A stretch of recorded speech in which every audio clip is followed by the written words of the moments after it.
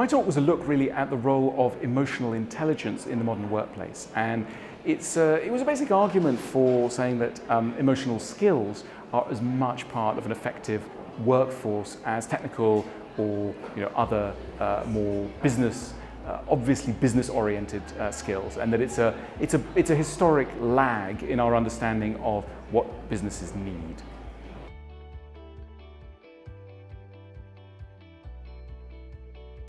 Look, there are a lot of providers, good providers of emotional skills. I think the issue is not so much there.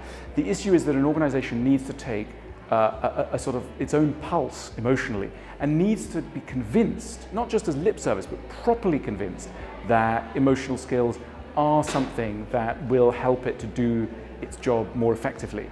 So I think the enemy here is thinking, oh well, this is a sort of trendy thing that you need to do.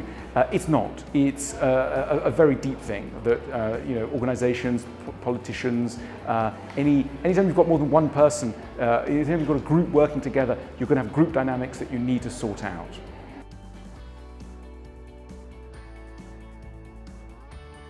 I think the thing to do is to realize that telling your organization's story is as difficult as telling the story of your love life or the death of your grandmother. In other words, it's a problem of art.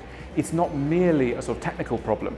And I think too often organizations have said, we need to explain our purpose and our story, and haven't realized that it's all very well explaining it, but you need to explain it in a really convincing way, because the competition is not, no explanation at all. The competition, the things you're really competing with is Hollywood.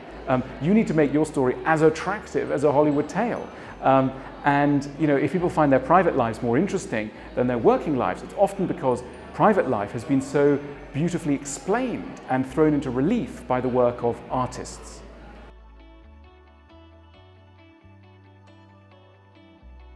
The future world of work, to me, looks as though it's going to be focused on realizing that a human being is the most expensive and the asset that an organization has, and the asset which requires the most investment and the most maintenance.